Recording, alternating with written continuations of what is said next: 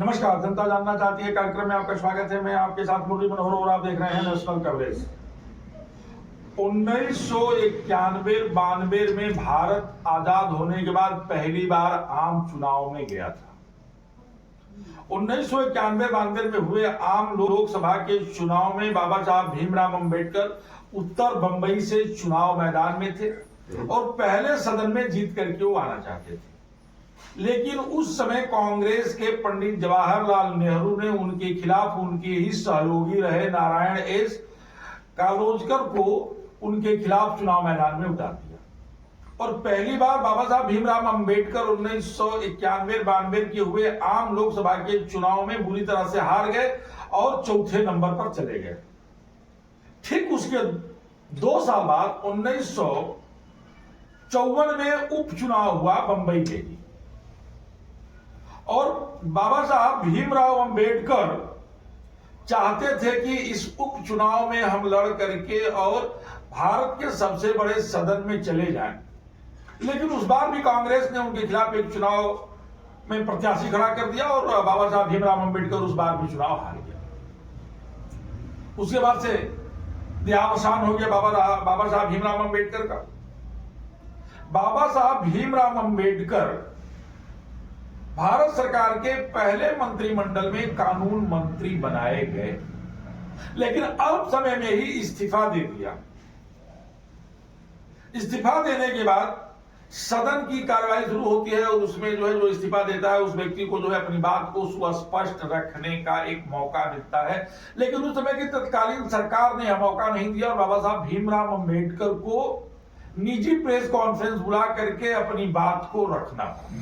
ये बात मैं इसलिए कह रहा हूं कि 1991-92 में हुए आम लोकसभा के चुनाव में बाबा साहब भीमराव अंबेडकर के चुनाव हारने के बाद पूरे देश में जिस तरह से चर्चा गरमाया हुआ था, आज वही चर्चा 2024 में राज्यसभा में भारत सरकार के गृह मंत्री अमित शाह जी के द्वारा ये कहने पर गरमा गया है कि जितनी बार आप लोग बाबा भीमराव अंबेडकर का नाम लेते हैं, अगर उतनी बार भगवान का नाम लेते तो बेड़ा पार हो जाता। और उसके बाद से सारे राजनीतिक दलों ने इसको भुनाने के चक्कर में लग गए।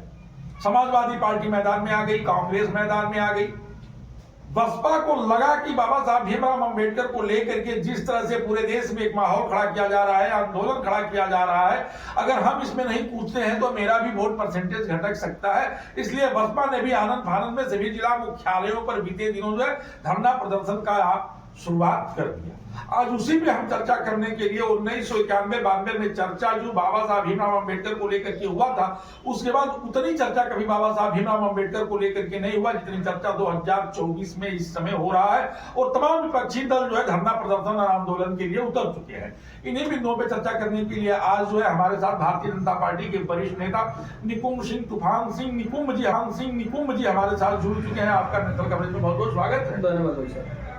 वहीं कांग्रेस के वरिष्ठ नेता और प्रवक्ता अकबरपुर से लोकसभा के प्रभारी रहे रमन पांडे जी भी हैं। आपका भी नेशनल कवरेज में बहुत बहुत स्वागत है। धन्यवाद। तो सबसे पहले हम रमन पांडे जी से चर्चा शुरू करते हैं। रमन जी, गृह मंत्री के बयान के बाद जिस तरह से पूरे देश में एक माहौल बनाने का प्रयास किया जा रहा है, इसके बारे में आपका क्या कहना है? देखिए, पहली बात तो जो आपने अपने पृष्ठभूमि में तैयार किया कि बाबा साहब, तो उसको आप 1946 से लेके चले होते, 47 से लेके चले होते, हम थोड़ा सा और चीजें क्लियर करने में, 47 की भी बात क्लियर करने में, हम 45, 47, 49 और 50 की भी बात करेंगे, आगे बीच में हम करेंगे। सारी चीजें सही रहती। और एक चीज बताना चाहेंगे, यह माहौल बनाने का कोई वक्त नहीं है। माहौल तो 2024 का लोकसभा का चुनाव समाप्त हो गया है, सरकारें बन बिगड़ गई हैं, लोग सत्ता में आ गए हैं। अभी आपने देखा होगा कि संसद सत्र चल रहा था, माननीय गृह मंत्री अमित शाह जी का जो भाषण था, अपने भाषण में उन्होंने कहा कि एक फैशन चल गया है कि जिस बार बार अंबेडकर अंबेडकर अंबेडकर। देखिए, बहुत सारे लोग कह रहे हैं कि इसमें अपमान कहाँ है, तो यह वाक्य ही अपमान से भरा हुआ है। बाबा साहब को नीचा दिखाने के लिए, बाबा साहब भीमराव अंबेडकर जी को नीचा दिखाने आधी बात कहा है। नहीं, अमित शाह ने खाली ये नहीं कहा था कि अंबेडकर अंबेडकर, अमित शाह ने इसके आगे भी एक शब्द बोला हाँ, था, उसको भी बोलिए ना। बोला कि जितनी बार अगर का अंबेडकर का नाम लेते हैं, यदि नाम लेते भगवान का तो स्वर्ग मिल जाता। मैं आपको बताना चाहूंगा, आज देश में जो लोकतंत्र की व्यवस्था है, यह देश संविधान से चलता है। अगर किसी भी व्यक्ति के साथ, चाहे वह पिछड़ा हो, दलित हो, आदिवासी हो, चाहे कोई भी जनता हो, उसको आपको संविधान से ही सम्मान और न्याय मिलना है। ईश्वर तो सर्वोपरि है, सारे लोग जानते हैं, लेकिन इस तरह का वाक्य प्रस्तुत करना कि अंबेडकर अंबेडकर अंबेडकर, उन्होंने एक तंज कसा, एक नीचा दिखाने के लिए, यह पूरा वाक्य जो है अंबेडकर साहब को नीचा दिखाने के लिए गृह मंत्री जी ने उसको, और खास रूप से कि जब से अब सदन चल रहा था, मौजूदा अभी जो समाप्त हुआ है, इसमें अडानी मुद्दे से बहस को गायब करने के लिए जो तमाम सरकार पे आरोप लगते थे, उसको बहस से बाहर करने के लिए इस तरह का कृत्य जो है गृह मंत्री अमित शाह जी ने किया। अमित शाह ने बाबा साहब भीमराव अंबेडकर का अपमान किया है। तूफान जी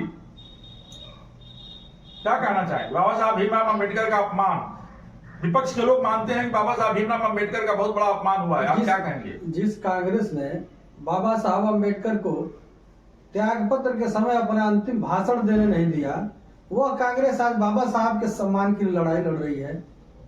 जिस कांग्रेस ने, और जिस कांग्रेस के नेहरू जी ने स्वतः यह इतिहास में, और हमें लगता है कि पूरे विश्व के इतिहास में यह पहली ऐसी घटना होगी जो अपने कलम से स्वतः अपने आप को भारत रत्न घोषित किया हो। वो इतिहास के पहले व्यक्ति होंगे, उनको गिनीज बुक में वो नाम दर्ज करना चाहिए। क्या उस वक्त बाबा साहब का सम्मान नहीं था?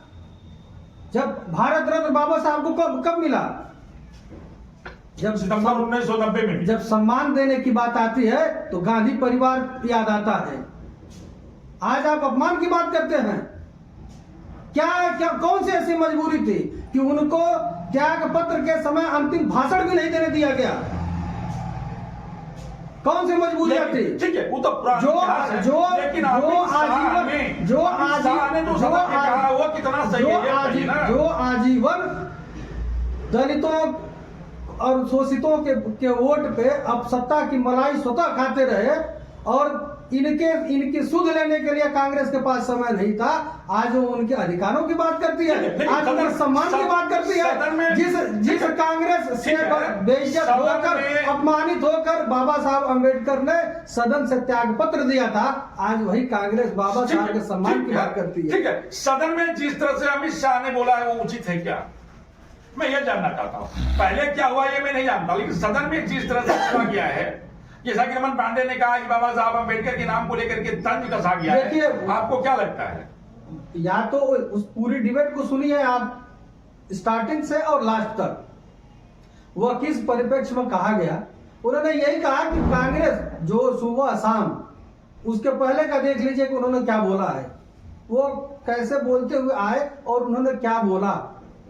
उन्होंने यही कहा कि कांग्रेस जितना सुबह से शाम तक अम्बेडकर जी अम्बेडकर जी अम्बेडकर जी करती है, अगर उसने शायद राम को याद किया होता तो उसको स्वर्ग मिल गया होता। ठीक है, लेकिन जब कांग्रेस सत्ता में आई, अंबेडकर को हाशिए पे रखी। भारतीय जनता पार्टी ने अंबेडकर की जन्मस्थली हो या अंबेडकर ने जो इंग्लैंड में पढ़ाई किया विदेश में, उस स्थान को भारत सरकार ने खरीदा और उसको अंबेडकर हेरिटेज घोषित किया। पंचशील बनाया। उनके जितने जहां वो गए थे उन सारे जगहों को भारत सरकार ने डेवलप किया और पर्यटन स्थली के रूप में विकसित किया। वह भाजपा अंबेडकर को अपमानित करने वाली हो गई, और जिस कांग्रेस ने मजबूर करके सदन से बाहर किया अंबेडकर को, वो आज सम्मान की लड़ाई लड़ रही है। रमन जी मैं आपके पास लौट रहा हूँ। रमन जी, बड़ा स्पष्ट है कि मदर टेरेसा को, जो कि ईसाई थी, मदर टेरेसा को, पंडित जवाहरलाल नेहरू को, श्रीमती इंदिरा गांधी को, राजीव गांधी को भारत रत्न दे दिया गया। लेकिन जब 1990 में बीपी सिंह की सरकार बनती है तो भारत का प्रथम सम्मान भारत रत्न से बाबा साहब भीमराव अंबेडकर को नवाजा जाता है। कांग्रेस ने बाबा साहब भीमराव अंबेडकर को क्यों नहीं नवाजा भारत रत्न से? देखिए ऐसी क्या मजबूरी थी? मदर टेरेसा तक को दिया गया था सम्मान। कौन सा आम योगदान था भारत के पास?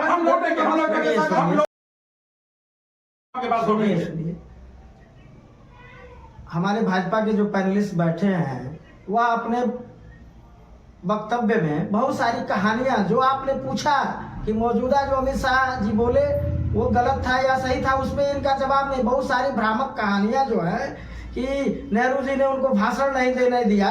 मैं आज इनसे पूछना चाहता हूं कि 1951 में संघ और जनसंघ के लोगों ने मैं आपसे पूछ रहा हूँ कि कांग्रेस ने अगर सम्मान की बात हमारी भारत रत्न क्यों नहीं दिया? हमारी बारी सन 1951 में यही दिल्ली का रामलीला मैदान था जिसमें संघ और जनसंघ के लोग बाबा साहेब का पुतला जलाए और बाकायदे इंडियन एक्सप्रेस ने उसको छापा। 47 में देश को आजादी मिलती है, संविधान सभा हो चाहे पार्लियामेंट्री संसदीय परंपरा हो, सारे लोग उसमें भाजपा के भी दो जो आज इनके भाजपा के संस्थापक सदस्य श्यामा प्रसाद मुखर्जी और दीनदयाल उपाध्याय जी भी थे।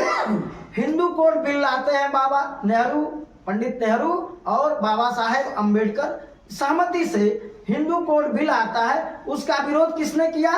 देश में हिंदू महासभा के लोगों ने, संघ के लोगों ने। और हिंदू कोड बिल आज हमारे पैनलिस्ट भाजपा के जो है आज बताएं कि बाबा साहब सही थे, हिंदू कोड बिल ला रहे थे, वो सही थे या गलत था? विषयांतर मत होइए। मैं ये पूछ रहा हूँ कि देश के 30 साल के बाद 30 सेकंड लगे हम आपके पास नहीं, इनको बताना पड़ेगा ना कि बाबा साहब का सम्मान करते हैं। तो बाबा साहब जिस हिंदू कोड बिल की बात कर रहे थे वो सही था कि गलत था? 30 साल के बाद बाबा साहब भीमराव अंबेडकर को राजा विश्वनाथ प्रताप सिंह जब प्रधानमंत्री बने तो उस समय सुनिए, मैं तो 30 साल पहले जब कांग्रेस की सरकार थी तो बाबा साहब मैं तो कह रहा हूँ कि कभी भी भारतीय जनता पार्टी, कभी भी संघ जनसंघ के लोग क्या मांग किए क्या कि बाबा साहेब को भारत रत्न दे दिया जाए? उस समय भी इनके सहयोग से मिला क्या?